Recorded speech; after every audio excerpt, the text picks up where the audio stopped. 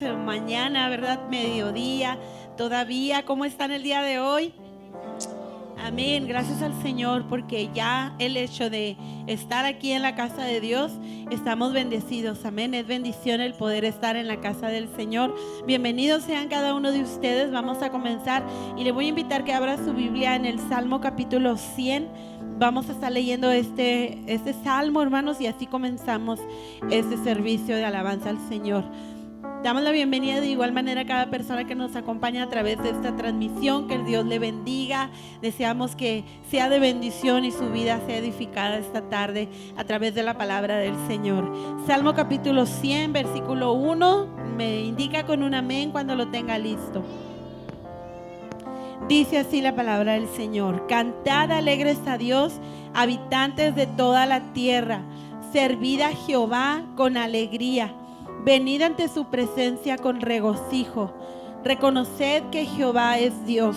Él nos hizo y no nosotros a nosotros mismos. Pueblo suyo somos y ovejas de su prado. Entrad por sus puertas con acción de gracias, por sus atrios con alabanza. Alabadle, bendecid su nombre, porque Jehová es bueno. Para siempre es su misericordia y su verdad por todas las generaciones. Amén. Cantar alegres a Dios. Amén. Y ya estamos aquí, hermanos, ya entramos por esa puerta. Ahora vamos a traer nuestra alabanza delante del Señor. Alabar es reconocer. Amén. Y cómo no vamos a reconocer en esta hora al Señor si Él es Dios todopoderoso, grande, fuerte, y sobre todo, hermanos, que estamos aquí porque Él en su gracia y su misericordia nos ha transformado. Y ahora, hermanos, en agradecimiento vamos a traer nuestra alabanza y nuestra adoración delante de Dios. Le invito para que ella en su lugar nos acompañe en esta oración. Te damos gracias, bendito Dios, en esta hora por la vida, por la salud, por la oportunidad que nos das de estar una vez más en tu casa. Aquí estamos, Señor, reunidos y con todo nuestro corazón dispuestos para traer nuestra alabanza delante de ti, nuestra adoración, Señor, delante de ti. En esta hora, mi Dios, pedimos tomes, Señor, el control de todo lo que se lleve a cabo, mi Dios. Bendigas cada corazón, cada vida, desde el más pequeño hasta el más grande. Que sea tu Espíritu Santo el que venga, Señor, a ministrar a nuestras vidas. Bendice de igual manera a los que están desde casa, Señor, los que nos acompañan a través, mi Dios, de las plataformas, Señor. Pedimos bendiga sus vidas, bendiga sus corazones, y de igual manera tu presencia les llene ahí donde ellos se encuentren. Bendice a cada uno, mi Dios, y tu Espíritu Santo sea, Señor, el que llene este lugar. Gracias te damos. Gracias, Padre. Quita todo lo que estorbe. En el nombre precioso de Jesús lo pedimos. Amén. Amén. Y vamos así a alabar al Señor, hermanos, y vamos a declarar su grandeza. Amén. Acompáñanos, mi hermano, en estas alabanzas. Use sus manos, su voz, y alabemos al Señor juntos. Y el nombre de Jesús es poder. El nombre de Jesús victoria es. El nombre de Jesús levantado está. El nombre de Jesús, su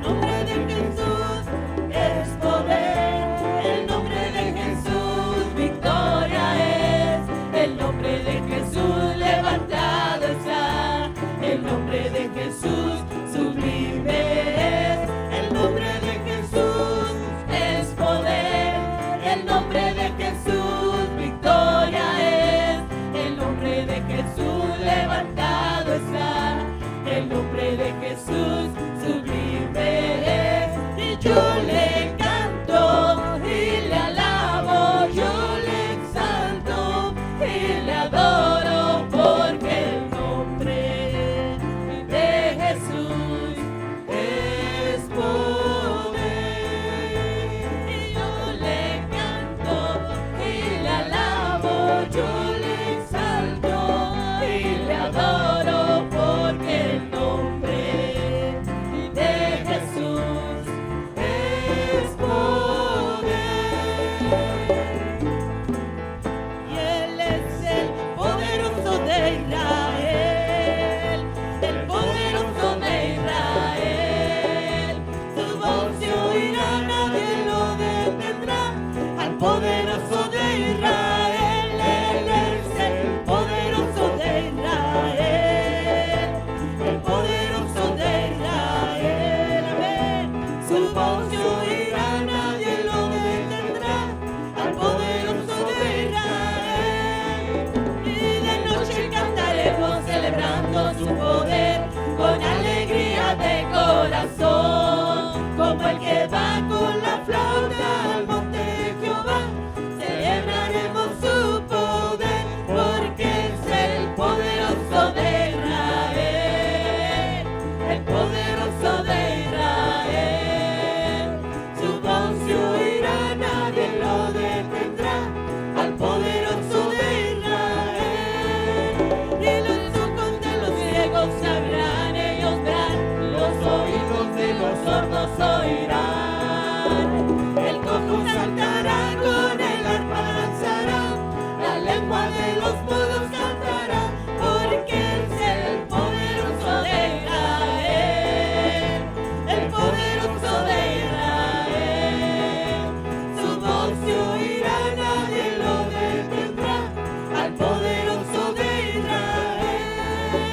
Y de noche cantaremos celebrando su poder con alegría de corazón, como el que va con la flauta al monte de Jehová. Celebraremos su poder, porque es el poderoso de Israel, el poderoso de Israel. Su voz se oirá, nadie lo detendrá. Al poderoso de Israel. Y los ojos de los ciegos se abrirán, ellos verán, los oídos de los sordos oirán. El cojo saltará, con el arpa danzará, la lengua de los mudos cantará, porque es el poderoso de Israel, el poderoso de Israel. Su voz se oirá, nadie lo detendrá. Al poderoso de Israel.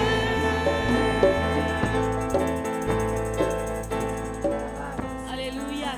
Gloria a su nombre, el Dios poderoso que sigue obrando, amén, en todo. Vamos a decir, Señor, tu nombre sea exaltado y tu nombre sea levantado hoy y siempre. Levántate, levántate, Señor, que tus enemigos huyan delante de ti.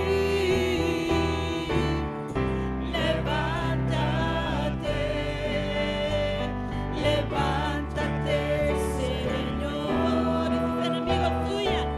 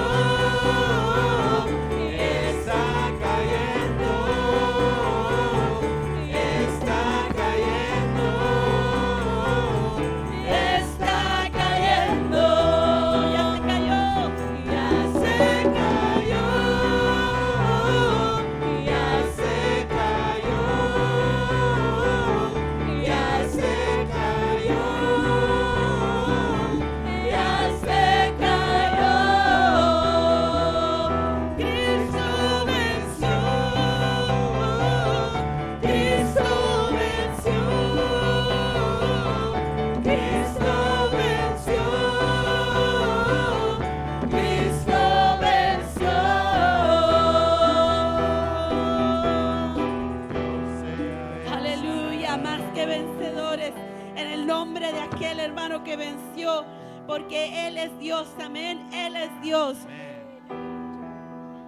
Tú eres Dios, tú eres Rey, eres grande y temible, tú eres luz, el amor, eres Cristo el Señor. Tú eres Dios, tú eres Rey, eres grande y temible, tú eres luz, el amor, eres Cristo el Señor.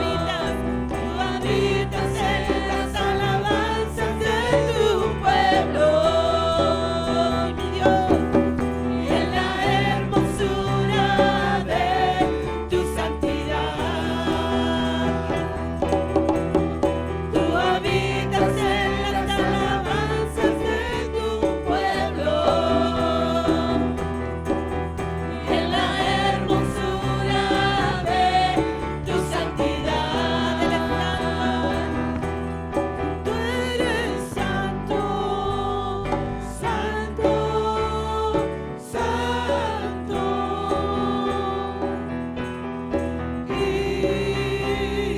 Hijo de Dios. Tú eres digno, Señor.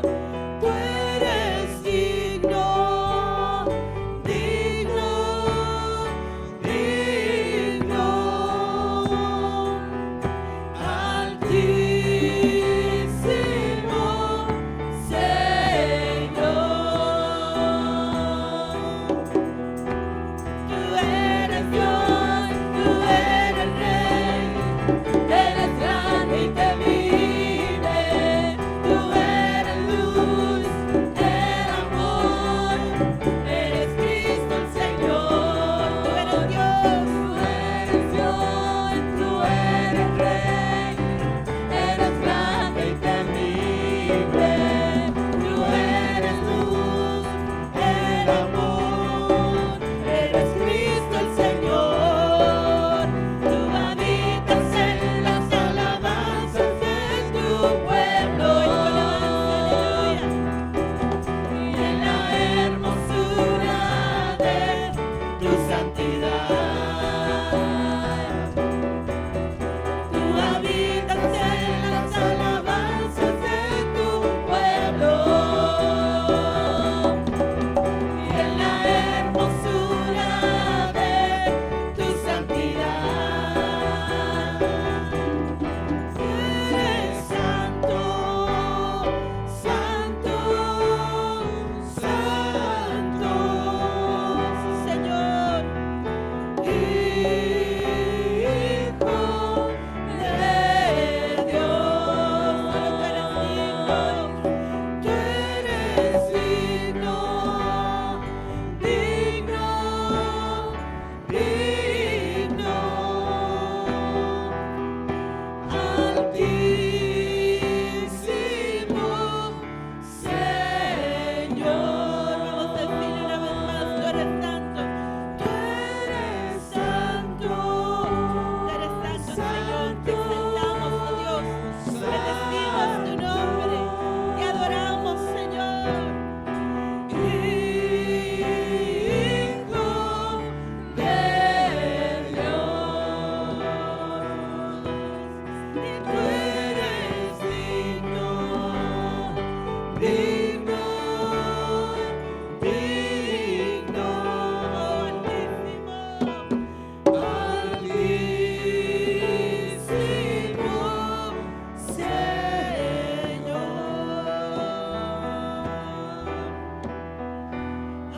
altísimo Señor. Gracias, Cristo. Tú eres santo y tú eres digno, Señor, de toda la gloria, de toda la honra. Te adoramos, te exaltamos. Gracias, Señor.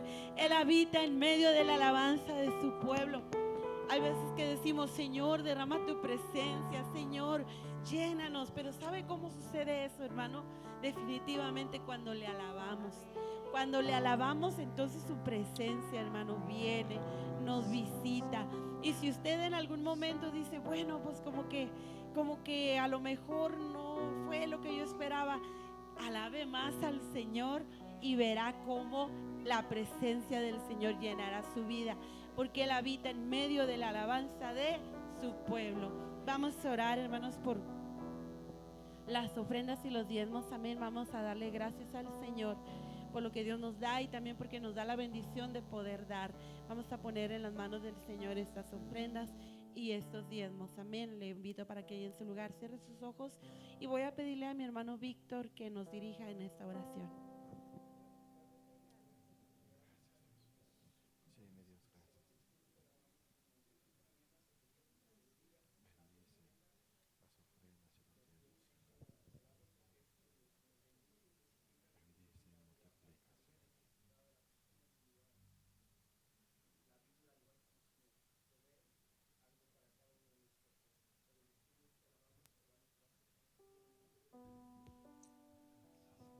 Amén. Y así podemos pasar y traer nuestras ofrendas al alfolí.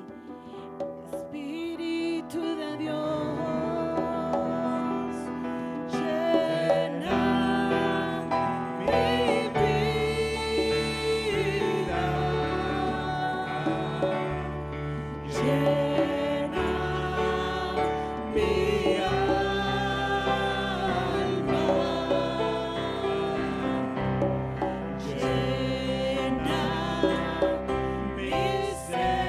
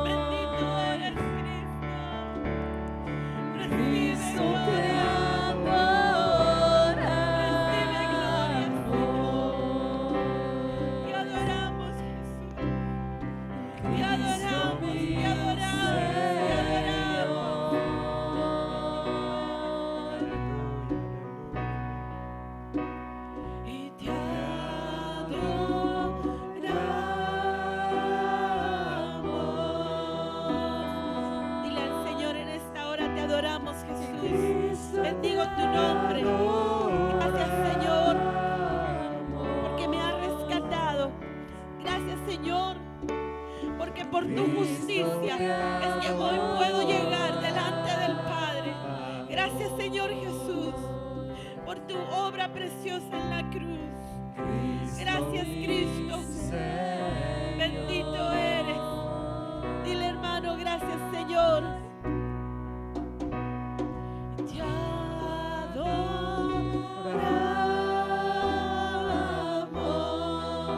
porque tal vez cuando nadie más vio algo bueno en nosotros, cuando no había nada bueno para ofrecer, ahí el Señor vio nuestra necesidad y nuestro corazón, extendió su mano de poder, nos rescató, nos salvó, nos perdonó, nos limpió. Y ahora podemos estar, hermano, aquí en este lugar adorando su nombre. Gracias, Señor, gracias, Jesús. Bendito eres, bendito eres, bendito eres. Te adoramos, Señor, te adoramos, Jesús. Recibe la gloria, recibe la honra, recibe la alabanza. Santo eres, Cristo, santo eres. Gracias, Señor, gracias, gracias. Gracias, Cristo. Toda la gloria y toda la honra para ti, Señor.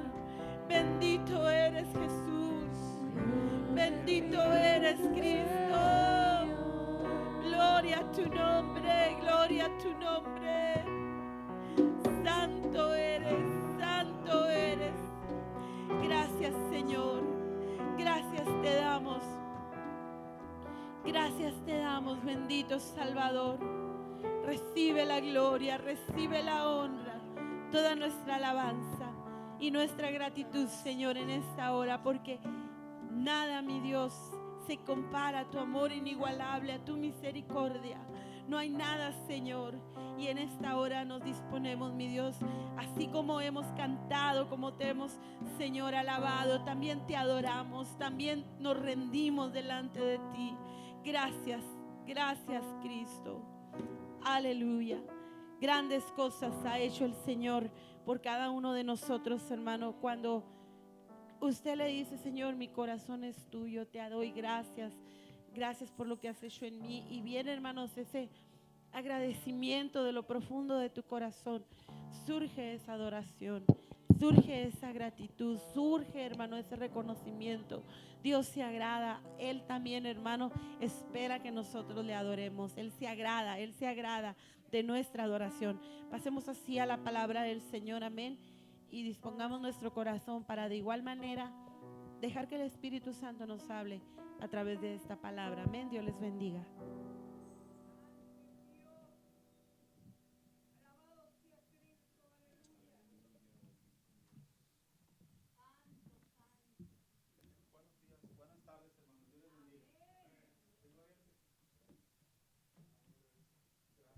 ¿Sí?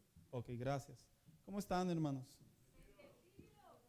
Mire, ¿qué le parece si antes de iniciar vamos a ponernos en las manos de Dios, hermanos? Que Dios hable a nuestro corazón.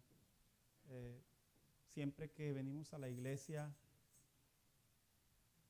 hay que salir no solo agradecidos con Dios, sino también alimentarnos de lo que Dios tiene para nosotros cuando venimos a su casa. Acompáñeme a orar. Padre, te damos gracias en esta hora por la vida, por la salud, por la oportunidad, por el privilegio que nos das de estar aquí, Señor, de despertar. Nos encontramos agradecidos el saber que podemos venir a adorarte, a traer nuestro corazón en gratitud para ti, Señor. Gracias por salvar nuestras almas, por perdonar nuestros pecados. En esta tarde queremos disponer nuestro corazón para que tu palabra venga y hable a nuestra vida, Señor. Tantas cosas que tenemos que aprender, que recordar, que ser confrontados. Y este día no es la excepción. Yo te pido, Espíritu Santo, que nuestro corazón se convierta en tierra fértil, tierra sensible, para que tu palabra venga y sea de buena semilla y de buen fruto para tu gloria. Gracias damos en el nombre de Cristo Jesús. Amén. Quiero invitarlo, hermano, que abra su Biblia junto conmigo y me acompañe a la carta del apóstol Santiago, capítulo 5,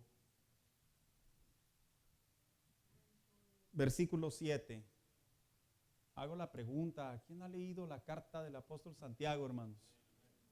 Una carta en cierta manera muy directa, en donde le habla la vida del creyente sin mucho que decir, hombre de pocas palabras, y que tenía siempre la intención a su muy estilo, muy particular, siempre de hacer ver a la iglesia lo importante de ver la vida cristiana tal cual. Dice la Biblia de la siguiente manera, la carta a Santiago, capítulo 5, versículo 7. Por tanto, hermanos, tengan paciencia hasta la venida del Señor. Miren cómo espera el agricultor a que la tierra dé su precioso fruto y que con paciencia aguarda las temporadas de lluvia. Hay una parte aquí en la versión 60 que quiero leerla ahora. Dice, por tanto, hermanos, tened paciencia hasta la venida del Señor. Mirad cómo el sembrador espera el precioso fruto de la tierra, aguardando con paciencia hasta que reciba la lluvia temprana y la tardía. Siéntese por favor en esta hora. El día de ahora, hermano, Dios puso en mi corazón que atendiera uno de los temas que de alguna manera han sido menos mencionados en estos tiempos, fíjese. Uno de los temas que tienen que ver con la venida del Señor. Qué curioso, ¿verdad? ¿Cuántos recuerdan esos sermones tan comunes que antes escuchábamos en los púlpitos, que nos hablaban de la venida del Señor? Y unos sermones tenían que ver con, así, a rajatabla, ¿verdad? Nos decían, o te arrepientes o te quedas, así, ¿verdad, hermanos? Y la iglesia, en cierta manera, nuestra reacción era, no, sí, me pongo a cuentas con Dios. Y otros enseñaban en relación a ello y entendíamos mejor los tiempos escatológicos, los tiempos apocalípticos, los últimos tiempos, que antes se veían muy lejanos en aquellos años. Lo digo porque sí tengo muchos años en el Evangelio. Y de una temporada para acá, con tantos cambios en la fe, y no de parte de Dios, sino como bien dijo el apóstol Pablo en los postreros tiempos, hombres amadores de sí mismo, ambiciones propias, cómo se ha venido de alguna manera inclinando la iglesia a escuchar más sermones sobre motivación, sobre las finanzas, el poderío, sobre el liberalismo, de tal manera que la iglesia ahora tiene más temas a mencionar, a pesar de que estos temas tienen un tinte que están en muchas de las veces fuera del tono de la palabra de Dios, se han convertido en un tema más para la iglesia. Sin embargo, el tema de la venida del Señor ha sido un tema que cuando se escucha dentro de las iglesias, hace tiempo hicieron una entrevista al grupo de la generación de cristianos de ahora. Aquellos que escuchan regularmente, me escuchan, saben que a mí me gusta mucho leer las estadísticas, porque nos muestran en parte la media de la iglesia. Y se dice que le preguntan a las personas en general que si saben lo que es la venida del Señor. Un alto porcentaje de ellos dice que no tienen idea. Otros lo relacionan, como dijo aquel cantante reconocido, ¿verdad? Marino. Van a venir los ovnis y nos van a llevar. Le preguntan a la iglesia actual, en general, a la iglesia de esta generación, que si ellos saben lo que es la venida del Señor. Y un bajo porcentaje, hermano, no digo los porcentajes porque me puede. Un bajo porcentaje dice que no sabe lo que es la venida del Señor. De tal manera que vivimos en un tiempo presente, en donde sabemos que un día vamos a morir, no sabemos cómo, pero que un día vamos a morir y muchos quieren morir viejos, ¿verdad? Y quieren disfrutar la vida hasta su último día. Y otros, pues no, otros dicen, no, pues cuando le toca a uno le toca, ¿verdad? El punto está que cuando se trata de la venida del Señor, independientemente ya sea que se cumpla lo que vamos a desarrollar en el mensaje, la final trompeta con voz de arcángel, nuestro Señor Jesucristo, tanto como dice el libro de los Salmos, que estimada es a la muerte de Jehová los santos, independientemente cuál sea la manera en que nos reencontremos con nuestro Señor, la realidad es esta: un día vamos a estar delante de Él. Y creo yo, hermano mío, que ya tenía tiempo, fíjese, en donde Dios trataba con mi corazón tratar el tema de la venida del Señor, pero como siempre busco algo que tenga que ver con diferentes mensajes en donde podamos trazarlos, para que no sea un mensaje más, ¿verdad? Y ya, se habló de la venida del Señor, qué bueno, ya, le damos la palomita ahí los pastores, ¿verdad? No, sino que Dios hable a nuestra conciencia, a nuestra memoria, a nuestro razonamiento, lo importante que es considerar la venida del Señor. La carta al apóstol Santiago es una carta muy completa, hermanos, muy completa. Generalmente los apóstoles, el apóstol Pedro, el apóstol Juan, Judas y los demás apóstoles, las cartas juaninas, generalmente atienden temas particulares. Pero la carta de Santiago, el apóstol, es una carta muy completa, porque le habla al hombre acerca de las pruebas, las tentaciones, a practicar la palabra de Dios, le habla acerca de no ser injustos, les habla acerca de la lengua, les habla acerca de la fe, de la oración. Pero hay una parte que es la que vamos a estar considerando estas próximas semanas nosotros, que cuando usted presta atención a aquellos que son estudiantes de generalmente la ley de la hermenéutica, dice que si en un capítulo tú encuentras la misma palabra, ¿cuántas veces, hermanos? 2 o más, pero en realidad son 3, ¿verdad? O más. Se dice que es una manera de recordarnos que hay algo importante a traer a la memoria. Cuando el apóstol Santiago escribe, y por ahí se define el capítulo 5, en la carta que le envía como pastor principal en la iglesia de Jerusalén, el capítulo 5, en esta parte del 7 en adelante, hay 3 ocasiones en donde el apóstol Santiago le habla a la iglesia y le dice la venida del Señor, la venida del Señor, la venida del Señor. Y lógicamente cuando hablamos de la venida del Señor lo explico a manera de introducción breve. ¿Qué significa la venida del Señor? Bueno, pues la venida del Señor era una frase que existía en los tiempos antiguos del Nuevo Testamento, que cuando usted lee las cartas del Nuevo Testamento, casi todos los apóstoles en cada una de sus cartas hacían referencia de esta frase, la venida del Señor. Esta frase no era un cliché, hermanos, no. Esta frase era una secuencia de unas palabras que se dieron a través de unos ángeles allá en Hechos capítulo 1 versículo 11.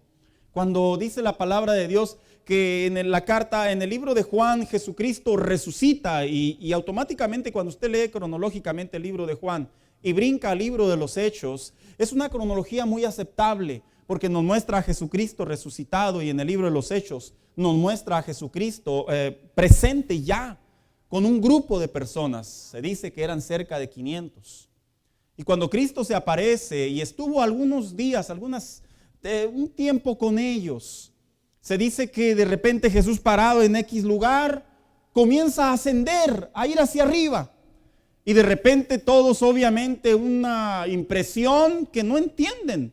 Pensaban ellos, hermanos, que el Cristo al resucitar, pensaban que ahora Cristo iba a estar con ellos y que ya no se iba a ir y que de alguna manera se iban a venir a cumplir las profecías mesiánicas, las del Antiguo Testamento. Pero cuando está Jesucristo ascendiendo, aparecen 2 ángeles y le dicen a aquellos hombres que estaban mirando la ascensión de Cristo, varones galileos, y les dicen pocas palabras. Así como lo ven a él ascender, a ir hacia arriba, un día va a devolverse, va a ascender, va a descender, va a estar entre ustedes. Eso fue lo que marcó en realidad en la iglesia del Nuevo Testamento esta frase célebre, la venida del Señor.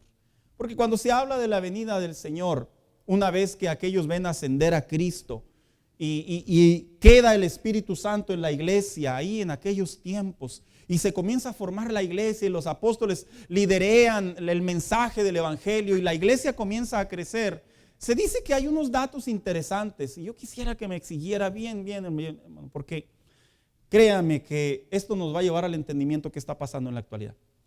Una vez que Cristo asciende, pasaron unos datos que algunos de ellos están en la Biblia y otros están en los historiadores. Por ejemplo, tantas veces que se escuchaba entre los apóstoles: vayamos a evangelizar porque Cristo viene, amén. Y luego iban y hablaban del evangelio. Vayamos a predicar porque Cristo viene, el Señor viene. Y van con los aquellos hombres de Samaria, y luego los gentiles, los galileos, los romanos, los grecos, y empieza a hacerse un evangelio, una revolución, con la frase célebre: Cristo viene, el Señor viene. Pasaron unos datos interesantes. Se dice que la frase que escribió el apóstol Pablo en la carta a Corintios, Maranata, que significa Él viene, comenzó a ser una de las frases célebres entre los cristianos. De hecho, hermano, cuando nosotros nos saludamos y decimos Dios le bendiga, hermano, en aquellos tiempos cuando se despedían con un Maranata. Maranata era una manera de recordarse: no olvides, hermano, que si ya no nos volvemos a ver aquí, nos miramos allá en el cielo, ¿verdad? Pero otro de los datos que esta parte de esta frase salió es que se dice que las personas comenzaron a tener el pensamiento y la impresión que como Cristo ya venía, así como se había ido, iba a volver. Es por eso que usted ve en el libro de los Hechos que comenzaron a vender sus propiedades. Y es el texto favorito de muchos para decir: ve y vende todo, al cabo Cristo viene, ¿verdad? ¿Y qué hago con él? Déjalo, yo te lo administro, ¿verdad? En realidad eso no era lo que había sucedido en el Nuevo Testamento. Una mala interpretación. No es que no haya sido guiada por el Espíritu Santo, sino una mala impresión de ellos, pensando que Cristo iba a venir, vendían sus propiedades y la traían a los pies de los apóstoles. Eso no significa que no es correcto que alguien haga eso si Dios le habla. Lo debe de hacer. Pero eso fue un dato curioso, interesante, que también sucedió debido a la venida del Señor. Otro de ellos es que se dice que cuando la gente moría, los creyentes morían, hermano. Ya lo he dicho antes. En vez de hacer un hoyo de manera horizontal, lo hacían de manera vertical. Porque a la falta de revelación, a la falta de entendimiento, la iglesia decía: bueno, y si Cristo viene, ¿cómo va a resucitar mi hermano, ¿verdad? Con tanta tierra encima, no se va a poder parar. Así que hacían hoyos hacia abajo, hermano, y los enterraban parados a los hermanos, ¿verdad? Diciendo: así cuando el Señor venga, pues nomás levante las manos y lo agarre el Señor, ¿verdad? Eran pensamientos de la iglesia del Nuevo Testamento. Posteriormente, otro dato interesante que había entre ellos es que tantas veces que se mencionó en las cartas del Nuevo Testamento que Cristo viene, que Cristo viene, que Cristo viene, ¿y qué cree? Cristo no venía. Se dice que las iglesias del Nuevo Testamento, después de 80 años después de Cristo, históricamente, se dice que empezó a entrar una especie de desánimo en ellos, porque los apóstoles, los diáconos, que eran los líderes de la iglesia del Nuevo Testamento, los pastores que ya se habían establecido, era tanta la insistencia, porque estaban haciendo bien, porque ellos vieron a Cristo ascender. Así que ellos decían: 2 hombres se aparecieron y nos dijeron, va a descender. Ellos tenían en la impresión que Cristo iba a venir en ese momento, que no tardaba mucho. Así como que voy, termino de construir las moradas y luego me retacho, ¿verdad? Pero la realidad es que era una impresión que ellos daban acorde a lo que habían visto. Y no era incorrecta, hermanos, era correcta. Hace tiempo hacíamos en la clase una pregunta: si el apóstol Pablo habrá alcanzado a tener la percepción que sus cartas iban a durar miles de años y se iban a traducir en miles de lenguas y se iban a ir a miles de kilómetros, millas de distancia. Y yo recuerdo que el hermano Daniel dijo su respuesta: yo supongo que no. Y no por negatividad, sino porque la idea de la iglesia del Nuevo Testamento es que Cristo iba a venir en ese momento. Debido a que Cristo no venía, hermano, se dice que empezaron a surgir los charlatanes. Estoy contando la historia. Se empezaron a juntar los ambiciosos, los amadores de sí mismo. ¿Y qué cree? Empezaron a atacar a los cristianos en el tema que más se sonaba. ¿Tú dices que Cristo viene? No, yo no veo nada. Y la iglesia comenzó a ser golpeada por el escarnio, por la mala interpretación de ellos, no de los apóstoles. la insinuación de que Cristo no venía y no venía y no venía. Así que empiezan a surgir las diferentes sectas, los diferentes filósofos, pensadores. Y entre ellos, posteriormente, el apóstol Pablo, el apóstol Juan, el apóstol Pedro, el apóstol Judas, el apóstol Santiago, todos los apóstoles, hermanos, en sus cartas empezaban a esencia a decirle a la iglesia: cuídate, porque básicamente van a venir a engañarte y te van a presentar otro evangelio. No lo creas. Tanto así que el apóstol Pablo usó la palabra anatema. Tanto así que el apóstol Judas dijo: son nubes sin agua. Fíjese, una frase tan dura que para nosotros da gracia en estos tiempos, pero en aquellos tiempos era una frase fuerte, aguerrida, de tal manera que dice que cae. Ahora sí entramos al punto donde llega a esta etapa la vida del apóstol Santiago. Y el apóstol Santiago, como líder principal de la iglesia de Jerusalén, empieza a escuchar los asuntos que surgen por ahí en la iglesia. Y la gente se desanimaba. Y la gente decía: bueno, pues dicen que Cristo viene y no viene. ¿Qué vamos a hacer? Y este hombre se dedica a escribir este capítulo, en donde le recuerda a la iglesia que en realidad, aun cuando ya habían escuchado por otros líderes, diáconos y pastores y apóstoles que Cristo iba a venir, él hace en esencia su aclaración y su afirmación por qué Cristo va a venir. ¿Saben? Cuando hablamos de la venida del Señor, cuando hablamos que Él prometió volver, para muchas personas tienen la impresión que cuando Cristo venga va a ser así como que todo se va a poner bien suave y las cosas van a mejorar. Le voy a decir en 2 minutos máximo, porque es muy larga la historia, qué es lo que significa la venida del Señor. Ya no en base a la parte histórica, sino en base a la parte escatológica o a la parte futura. La venida del Señor básicamente representa que Cristo va a venir por su iglesia. Es lo que se le conoce como el rapto. Cuando Cristo en Mateo 24 estaba discipulando a sus escogidos y les hablaba, porque ellos decían: bueno, ¿y cuándo va a venir tu reino? Y Jesús empieza a hablar de Mateo 24 y les dice: vendré como ladrón en la noche. Por eso es que se le llama rapto, porque es básicamente algo que será tomado. Y cuando dice la Biblia la palabra rapto, se refiere a lo que el apóstol Pablo le dice a la iglesia allá de Tesalónica: en las nubes se aparecerá y con voz de arcángel. No que sea un arcángel, sino la definición: líder, alguien que estará por encima de los demás y comenzará a emitir un mensaje. Y este mensaje es que viene por su iglesia, vivos y muertos. Y luego dice el apóstol Pablo, por revelación que le dio el Señor: los que están muertos, ellos resucitarán primero. Y los que estamos vivos, porque él habló en presente, dice, nos iremos juntamente con él. Después que venga el Señor, también el apóstol Juan dijo lo siguiente: es cuando se van a desatar los juicios de Dios, lo que se le conoce como la gran tribulación, donde van a venir un montón de eventos. Uno, el primero que va a llegar desafortunadamente son los sellos. Posteriormente las trompetas, los jinetes.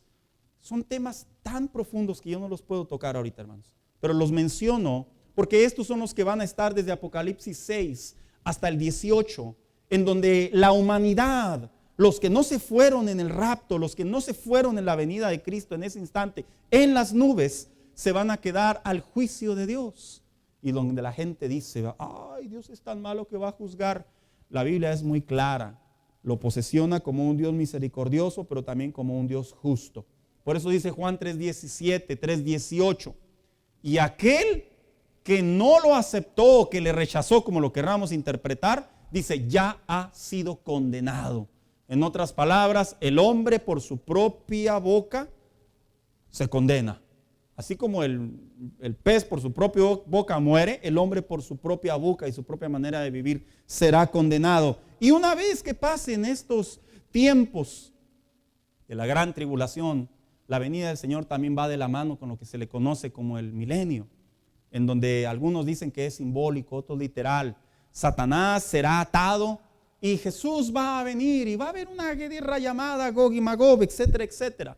De tal manera que la posesión de Cristo en la tierra, la venida de Cristo en la tierra, tiene como finalidad restaurar la justicia.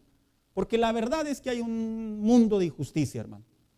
Dicen que todos tienen derecho a la salud, pero no es cierto, ¿verdad?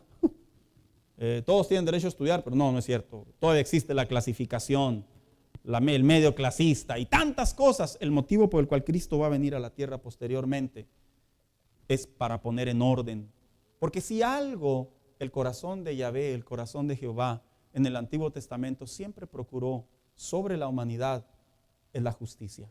Si algo Dios no tolera, hermanos, es que el hombre sea injusto, que el hombre abuse, que el hombre abuse de su poder, abuse de sus influencias, abuse de su conocimiento, porque el abuso es una de las cosas que bíblicamente hablando, el corazón de Dios se aira y le dice al hombre, espérate, tú y tú son iguales. Y no promuevo el comunismo. Lo que quiero llevar es que dentro de la vida cristiana, el socialismo, comunismo, consumismo, anarquismo y todos los derivados que existan, la realidad es que solo hay uno que el hombre debería aprender a vivir y es el mundo de la justicia de Dios. Aun cuando este mundo todavía no existe, una de las cosas de la venida del Señor tiene ese propósito, que Él va a venir a traer justicia a la humanidad. Así que en palabras generales, la venida del Señor es el establecimiento de Cristo en la iglesia, en la tierra. Es que su reino se establezca. Y cuando el apóstol Santiago estaba hablándole a la iglesia y le escribía, y seguramente contestaba muchas dudas en relación a esto, hermano, yo me he dado cuenta que hoy en estos tiempos, aparte de que ya no se habla mucho de la venida de Cristo, yo me he dado cuenta que el ambiente de muchos cristianos, en realidad cuando se habla del tema de vivir delante de Dios como si fuera el último día de vida, no es muy común. Generalmente nosotros hacemos planes a 5, 10, 20, 30 años, que no es malo, no tiene nada de malo, hermano, son proyecciones. El problema radica cuando espiritualmente hablando no aprendemos a vivir un día a la vez. El problema radica cuando en la vida cristiana no aprendemos a vivir como si Cristo fuera a venir hoy. Bíblicamente Cristo puede venir hoy. Oiga, y luego surge el famoso video de YouTube, ¿verdad? Y se apagan las luces. Y luego se quedan unos pocos, ¿verdad? Y luego se voltean a ver todos. Lo que pareciera ser algo cómico, algo así gracioso, es que bíblicamente hablando Cristo puede venir en cualquier momento. Dijo que vendrá como ladrón en la noche. Y aunque ya han pasado miles de años de estas palabras, cuando el apóstol Santiago le habla a la iglesia y le dice, porque Él vendrá, el Señor viene, es porque el cristiano, vuelvo a repetir, debemos de aprender a vivir como si Cristo viniera hoy. Este es el propósito de esta serie de mensajes, hermanos. Que se abra en nuestro estilo de vida, nuestra relación con Dios, que esto puede suceder en cualquier instante. Mire, si usted se pone a pensar, ¿qué voy a hacer con la troca, pastor? Pues déjesela a alguien más que la disfrute, hombre. Usted disfrute las moradas celestiales, ¿verdad? Si usted, no, pastor, yo no me quiero ir, yo tengo muchas cosas que hacer. Bueno, pues quédese pues, ¿verdad? Ahí le damos las llaves de la iglesia para que venga y abra. Pero la realidad es que el corazón del Hijo de Dios debe de aprender a vivir como si Cristo fuera a venir hoy. Hay mucho en juego, hermano. Una eternidad. Sí, gracias. La venida del Señor es algo serio. Es una eternidad, hermano. Mire, nuestro entendimiento humano, perdón que lo diga así, no alcanza a comprender esto. Yo digo una eternidad y me atrevo a creer que uno que otro, el hámster, se queda así, ¿verdad? Algunos me entendieron. Porque cuando hablamos de la venida del Señor, no lo proyectamos de esa manera. El cristiano, vuelvo a repetir, tal como el apóstol Santiago le dijo a la iglesia, aprendan a vivir cada día como si Cristo fuera a venir. Esta serie de 3 mensajes que Dios ha puesto en mi corazón nos va a llevar la palabra de Dios a contestar de qué manera debemos de aprender a vivir la venida del Señor. Porque la venida del Señor se tiene que aprender, hermano. No es así como que, sí, Señor, ya ven. Pues traigo algunos pecados atorados, ¿verdad, Señor? Pero yo sé que, como decían aquellos hermanos, yo me agarro del pie de mi abuelita, ¿verdad? No te vas a agarrar de ningún lado. La Biblia es bien clara, o eres salvo o no eres salvo. O tienes a Cristo en tu corazón o no lo tienes. O estás alejado o estás dentro. O eres frío o eres caliente. O estás apasionado o estás apachurrado. Pero de alguna u otra manera aquí solo existen dos sopas. O te vas o te quedas. Igualmente para mí. Y cuando el apóstol Santiago, usted dice, ay pastor, es que así lo presentó el apóstol Santiago. No es que yo diga, ay pastor, se enojó ahora, ya no nos hizo reír. No. Es que el apóstol Santiago así presentó la venida del Señor. Y en primer lugar, porque nomás tocaré 2 puntos el día de ahora, porque son 6, de qué manera el cristiano debe de recibir, de esperar la venida del Señor. Fíjense lo que dice el versículo 7, nos quedamos ahí. Por tanto, hermanos, tened paciencia hasta la venida del Señor. Les hablaba de esa paciencia, la paciencia que muchos no tienen. Yo cuando de repente veo a mis hermanos en la fe que no tienen paciencia para esperar una respuesta legal, yo digo, no hombre, si te estás desbaratando con una respuesta legal, la venida de Cristo la tienes quién sabe dónde, ¿verdad? Por eso es que el cristiano sí deberíamos de ser muy pacientes, hermanos. Aunque usted se quede pensando y diga, oh pastor, cosa difícil me ha pedido el Señor, sí se puede. Aunque México no pueda, sí se puede, ¿verdad? La frase de los mexicanos, aunque nos haya ganado Estados Unidos, que se quede para la historia, ¿verdad? De la gran tribulación, perdimos 2-0. Pero no importa. No importa, la venida del Señor está. Y dice en primer lugar el apóstol Santiago, cuando dice entonces, sean pacientes hermanos. En primer lugar dice, mirad cómo el labrador espera. De eso dice la versión 60. En pocas palabras, lo que quiere decir el apóstol Santiago en relación a esto, dice de la siguiente manera. Cuando hablamos de la venida del Señor, lo que quiere decir, vuelvo a repetir, ¿cómo podemos estar pacientes a la espera de nuestro Señor? Y dice la misma ilustración, porque lo que dijo fue una ilustración. Mirando cómo el labrador espera el precioso fruto de la tierra. ¿Por qué ocupó el apóstol Santiago a un sembrador para traer a manera de ilustración la tierra? En aquellos tiempos un sembrador eran considerados que tenían varias cualidades o virtudes. Uno, eran hombres futuristas. ¿Se queda así? ¿Caray? ¿Futurista, pastor? Sí. Porque tan simplemente para poder poner una semilla y saber que va a germinar y que dé fruto, había que tener mucha fe. 2, se consideraban hombres pacientes, hermanos. ¿Por qué? Porque básicamente la gran mayoría de las cosas se dan a corto tiempo, y en aquellos tiempos esperar la cosecha a través del sembradío, estamos hablando que tardaban, ¿cuánto, hermanos? Aquellos que han sembrado, ¿cuánto tarda cuando usted siembra? Yo sé que es diferente. ¿Cuánto tarda? ¿Quién dijo 1 año? ¿Lo puede sustentar, hermano? No, no es broma, ¿verdad? Pero, ¿cuánto tarda?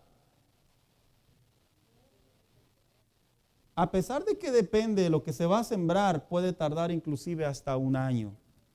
Y ahorita lo vamos a ver en el segundo punto, ¿por qué?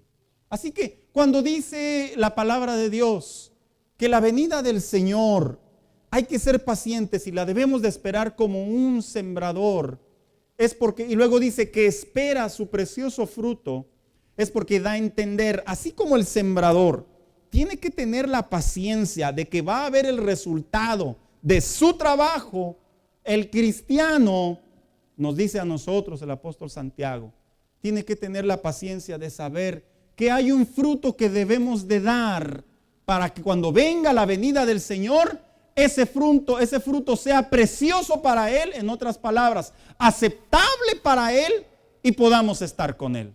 Y cuando hablamos de la palabra fruto, estamos hablando básicamente de los 3 tipos de frutos que un cristiano da. Bíblicamente hablando, el cristiano da 3 tipos de frutos. 1, el fruto de arrepentimiento. 2, el fruto de la comunión con Dios. Y 3, el fruto del Espíritu Santo. Los explicaré brevemente, hermano, porque yo sé que el tiempo va. Cuando hablo del fruto de arrepentimiento es cuando Cristo dijo allá en Mateo 3:8, produzcan frutos que demuestren arrepentimiento.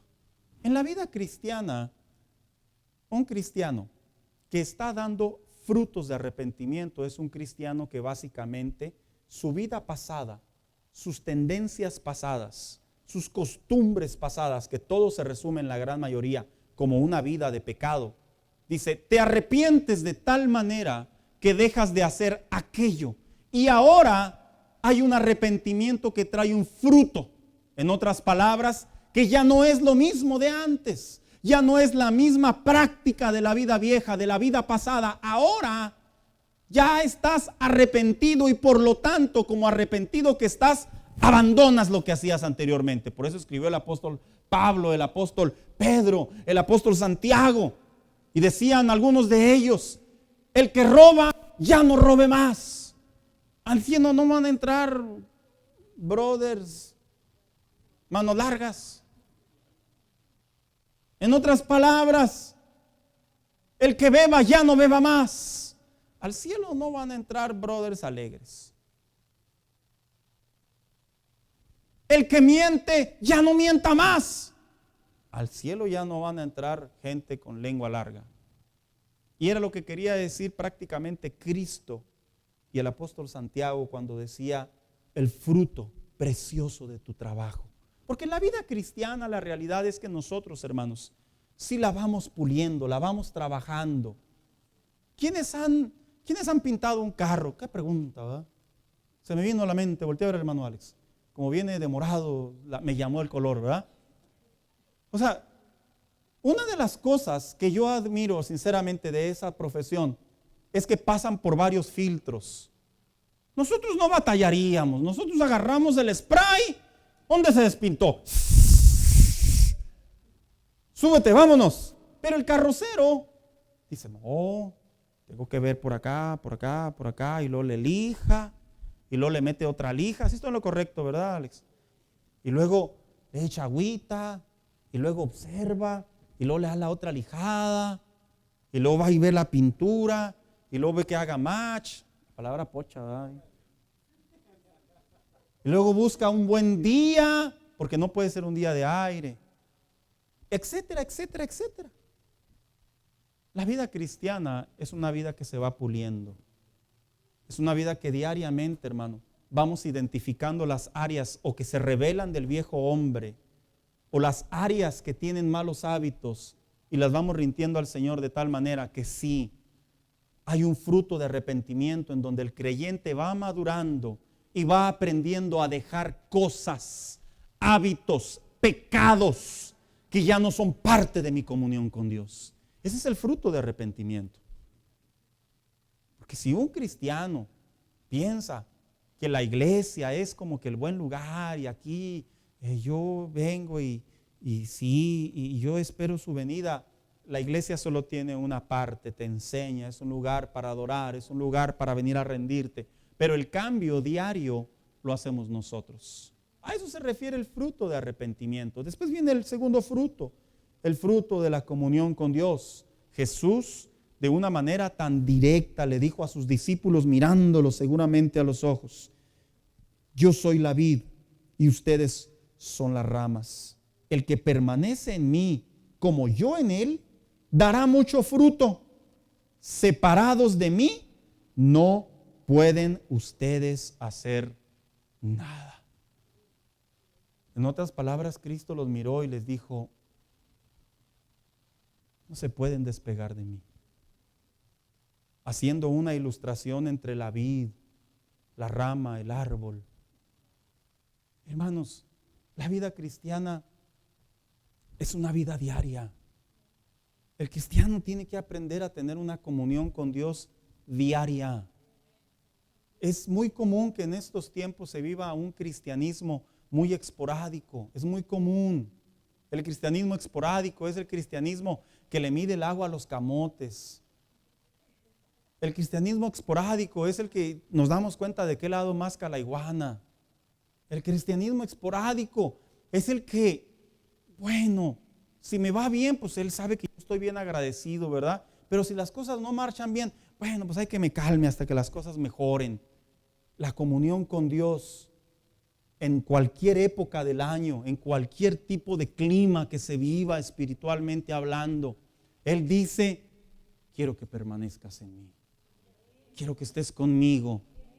¿Y cómo puede tener un cristiano esa permanencia en Dios, esa comunión que da fruto? Bueno, hermano, buscando a Dios por los medios espirituales, los medios bíblicos. No me vaya a salir como una vez me dijo un brother, viendo Netflix, una película.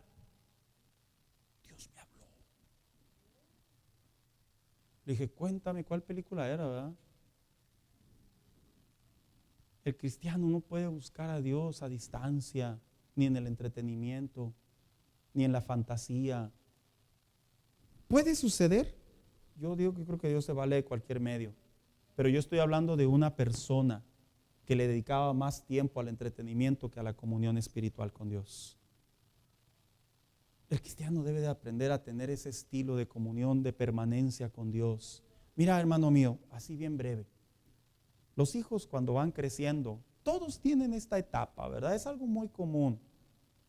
Los hijos cuando van creciendo empiezan a mostrar esos signos de rebeldía que todos tuvimos en alguna ocasión, en donde buscan su independencia, ¿verdad que sí, hermano? Traía el pelo largo y usaba sus lentes, ¿verdad? Y se sentía Juan Camaney. No, mamá, a mí no me digas nada porque me voy. Eso dicen ahorita, hermanas, ahora las quiero ver, se le queda el chamaco. No te vayas, ¿no? El punto está que esa independencia, los padres asentamos una mentalidad y un pensamiento. Aquí estás bendecido. Tienes casa, tienes techo, tienes comida y empezamos a dar nuestros argumentos. Pero de alguna manera el adolescente, el joven también muestra sus argumentos. No, es que no me dejas hacer nada, parezco señorita quinceañera. Y empiezan a decir un montón de cosas, ¿verdad, hermanos? Yo parezco señorito. De hecho, a mí mi papá nos tenía como señoritos, hermanos. Y se le cuento algo bien breve que se quede en la historia. Mi papá cerraba la puerta, había un barandal afuera y le ponía el candado. El candado nunca se ponía, ni sabíamos que existía uno. Pero cuando él decía, se me meten a las 8, y llegábamos a las 8:01, ¿qué cree? Había un candado. El que ría al último ríe mejor. Nos metíamos por la ventana del vecino, brincábamos la barda y como el vecino tenía un primer piso, nos brincábamos y yo siempre dejaba la ventana abierta de mi cuarto ahí. Usted sabe, para que circule el aire. Y muchas veces mi papá, pues salíamos del cuarto como si nada. Mi papá nos veía. ¿Y cómo le hizo para entrar? Esa independencia no era permanencia. Porque no es permanencia. Permanencia es sujetarse a los mandamientos de Dios. Permanencia es amar la palabra de Dios. Permanencia es ejercitar la vida espiritual. Permanencia es que la vida espiritual sea parte de mí y sea el complemento y finalmente el todo de mí. Que mi vida cristiana ahora sea para Él y que toda decisión que yo tome, toda reacción que yo tenga, primero va a llevarse a la palabra de Dios y esa es la permanencia que Dios busca de nosotros. Ese es el fruto. A veces los cristianos a mí me han hecho preguntas porque son buenísimas. No las preguntas, las buenísimas, las cosas que se les ocurren. Oiga, pastor, si yo falto una vez, un mes a la iglesia y si Cristo viene, ¿me voy o me quedo? ¿Quedo así? ¿Por qué piensas en faltar? Oiga, pastor, si yo no oro por un mes, si no oro, no voy a la iglesia por un mes y Cristo viene, ¿me voy o me quedo? Usted se ríe. Yo me tenía que aguantar porque tenía que mostrar mi posición de ministro, de pastor y pregunta interesante, hijo mío, ¿verdad? Pero la realidad es que eso no es permanencia. Eso es jugar con el evangelio. Eso es tomarte vacaciones. Eso es venir de vez en vez. Eso es llevarte la vida suave, chévere, cómoda. Permanencia es estar en comunión con Dios. Que te levantas y en vez de estar pensando si ya te depositaron, estar pensando si ya llegó el estímulo, pienses la palabra de Dios. Ay, qué religioso. No, en donde digas, porque gracias a Dios amanecí, puedo decir bendito sea Dios para siempre.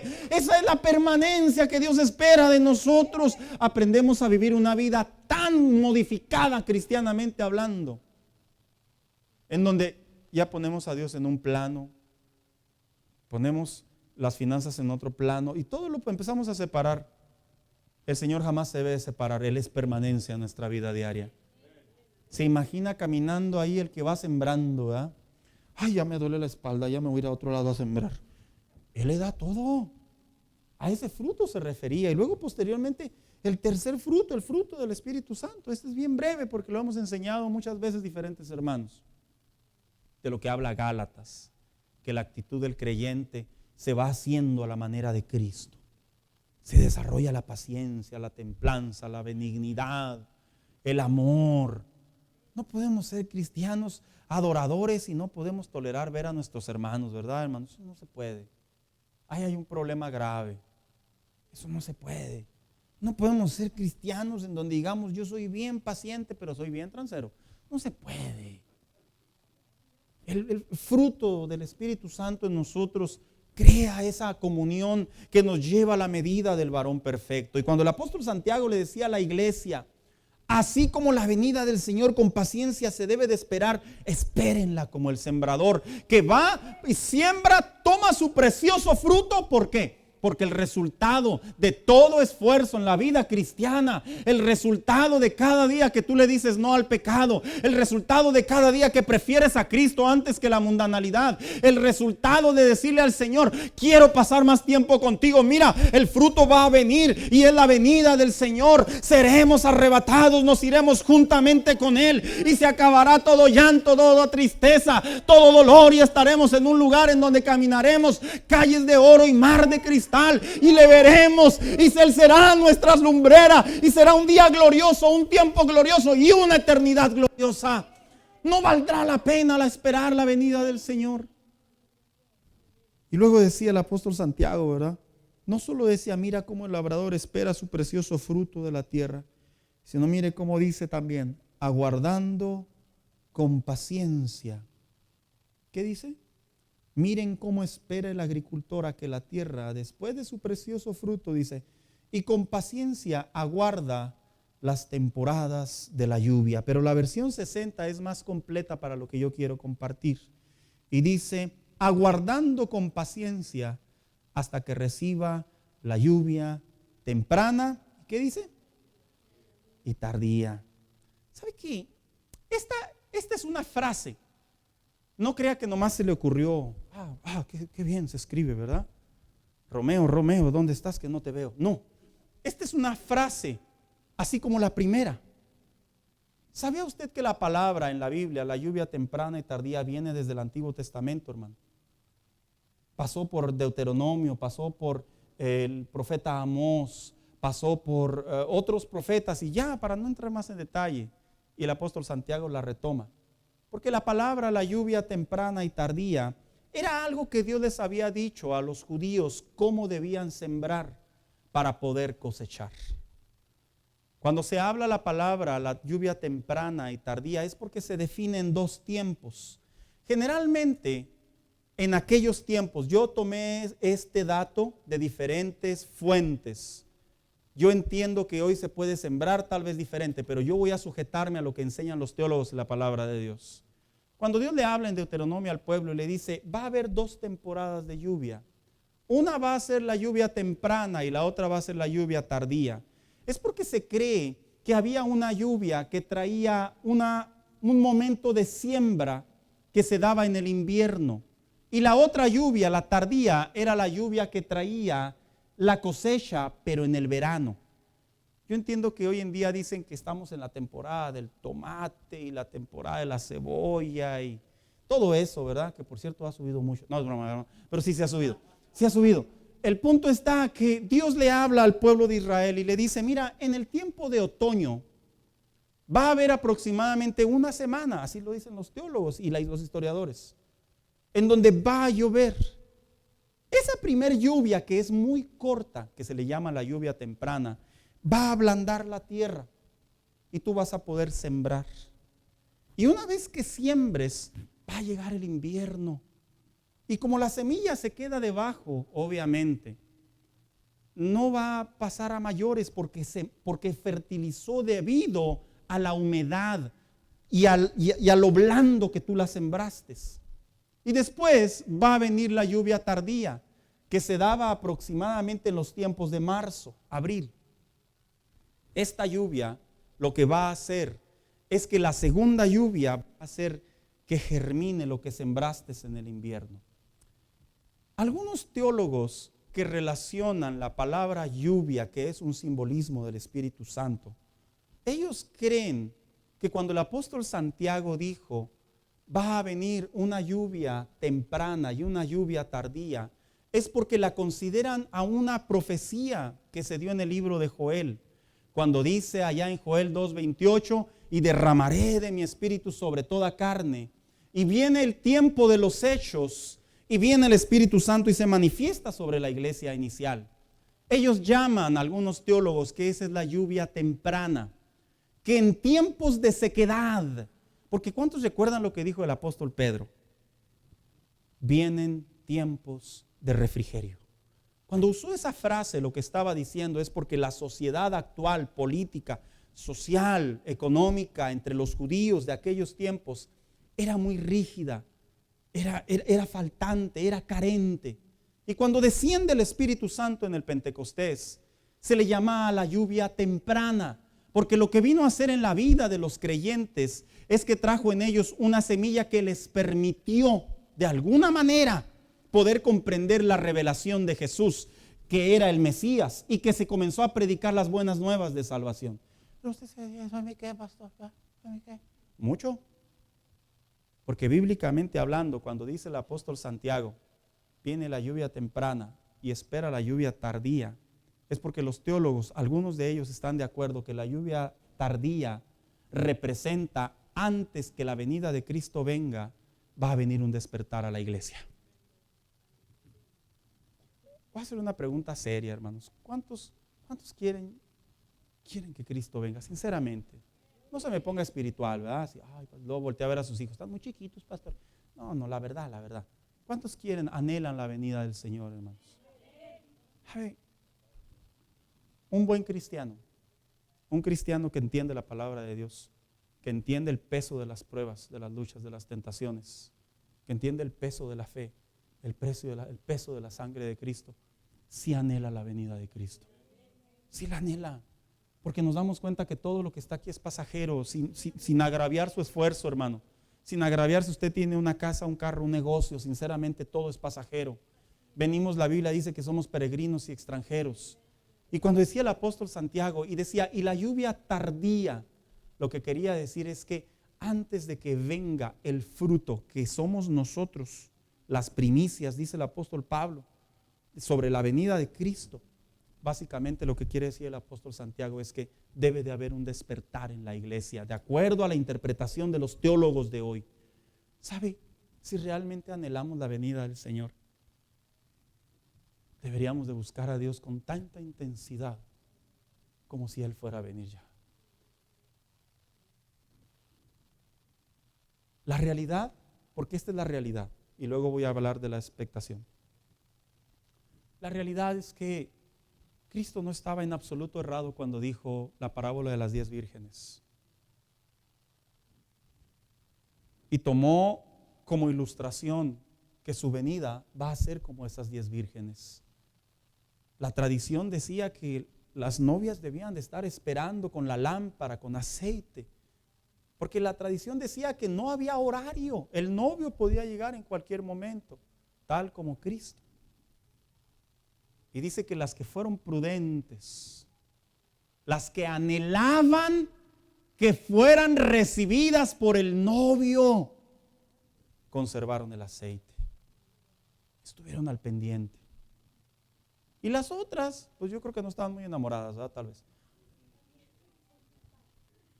Pues no. Esa comparación de 50-50, Cristo la hizo a manera de ilustración. Pero más adelante en Mateo 24, Cristo vuelve a hacer otra comparación, en donde habla, dice, estarán 2 en el molino. Uno será levantado y el otro se quedará. Y luego usted sigue leyendo los evangelios, las cartas del Nuevo Testamento, y usted llega a cierta conclusión, que en realidad la vida cristiana cada día se va yendo hacia abajo. No por Dios, porque el hombre, el creyente, ha dejado de esperar la venida del Señor. La ha dejado de esperar. están viviendo como aquel hombre, algunos haciendo más y más y más y más riquezas. Ellos les llaman riquezas. Mire, yo no tengo nada en contra de la prosperidad. Dios prospera, es bíblico. Pero no podemos poner o anteponer la vida material que la vida espiritual. No podemos anteponer más nuestros problemas que nuestra comunión con Dios. No podemos anteponer más nuestros deseos, nuestros placeres, nuestros gustos, el esfuerzo de nuestro... Un día me dijo un hermano, es que yo merezco a veces quedarme en la casa. Así me dijo, merezco, trabajo mucho. Y sorpréndase y todo, me dijo, y diezmo, y no es broma. O sea, así como si yo esperaba que yo le dijera tal vez, bueno, nomás porque diezma, hermano, falte. No es broma, le estoy hablando en serio. Lo que vive un pastor, ¿verdad? Dijo una vez Abby, voy a escribir un libro, lo que callan los pastores. No se puede anteponer más la vida espiritual que cualquier cosa. Un verdadero cristiano anhela la venida del Señor. Y si la anhela, debe de buscar a Dios con esa intensidad. Con esa intensidad. ¿Sabes por qué? Porque aunque técnicamente no sabemos el día ni la hora, lo que sí sabemos es que si Él no viene, nosotros vamos a Él. Eso sí sabemos.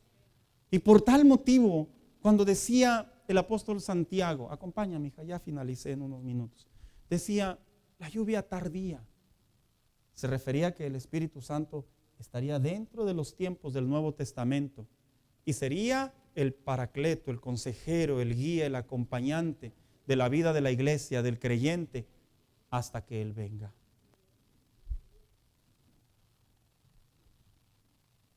Cuando Cristo venga, hermano, decían los predicadores, y yo creo que no estaban equivocados, va a haber muchas sorpresas. Muchas.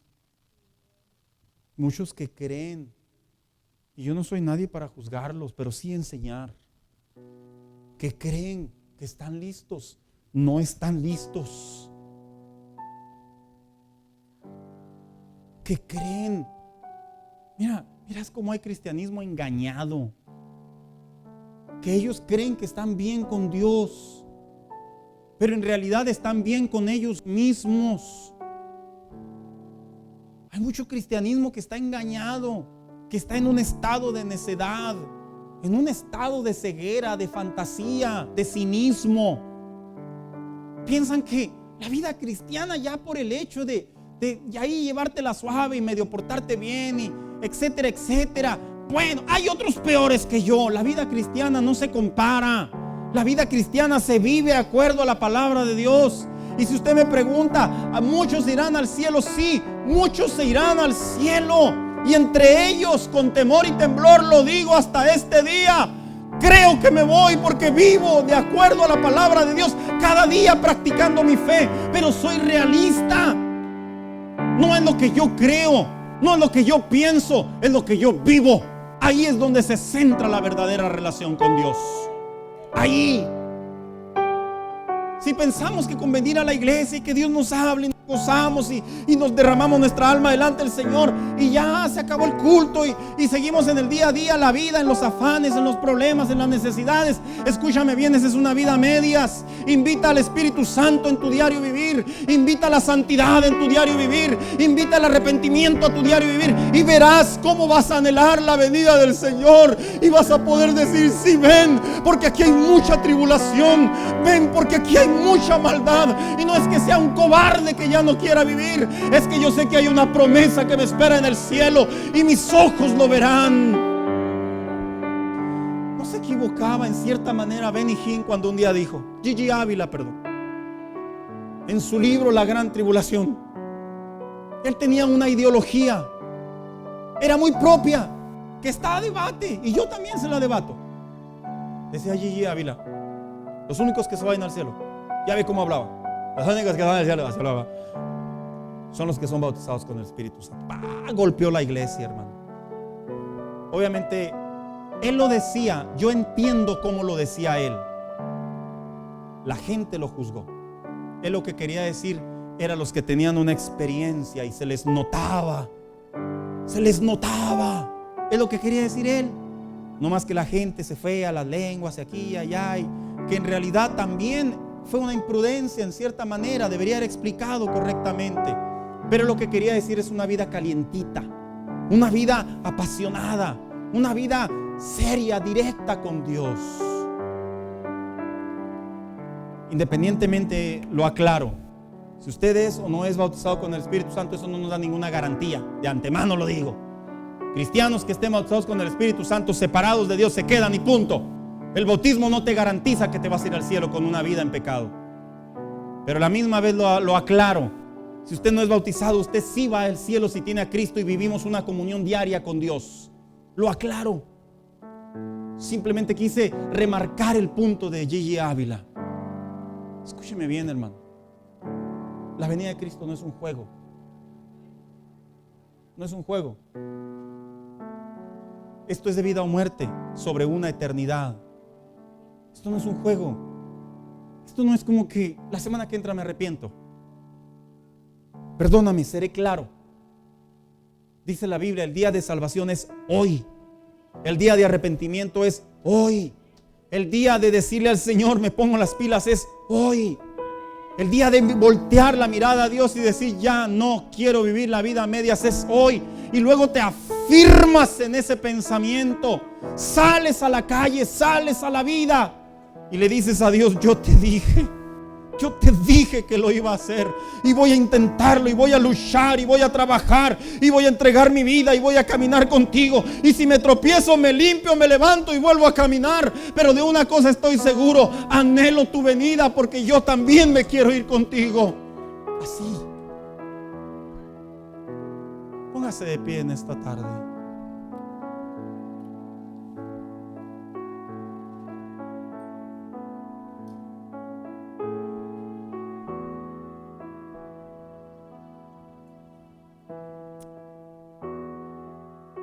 Él viene.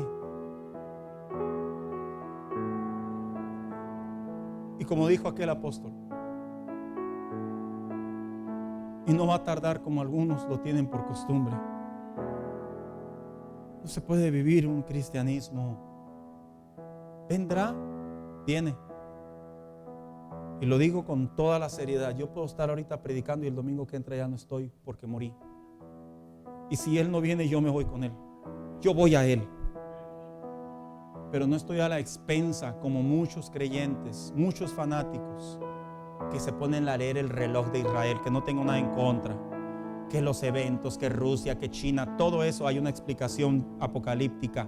Hay mucha tensión. Mateo 24 es el capítulo clave para poder entender el pre de Cristo sobre el Maranata, sobre el Parusia. Pero yo no estoy esperando eso, hermano, sinceramente. Que lo sé para el estudio, para compartir, para enseñar. Lo conozco, pero yo no dependo de esos tiempos. Porque nadie sabe el día y la hora. En serio, hermano. Conciencia, corazón para el Señor, de decirle, yo sí me quiero ir. Yo anhelo tu venida. Y mire, todos los años, todos los tiempos, todas las veces que nos rehusamos a vivir como el hombre carnal, van a rendir fruto. Van a rendir. Van a rendir. Le preguntó una periodista a un pastor, ateo, ¿usted es de los que creen la venida del Señor? Y le dijo el pastor, sí. ¿Y usted es de los que cree que para irse al cielo hay que tener a Cristo en el corazón y portarse bien?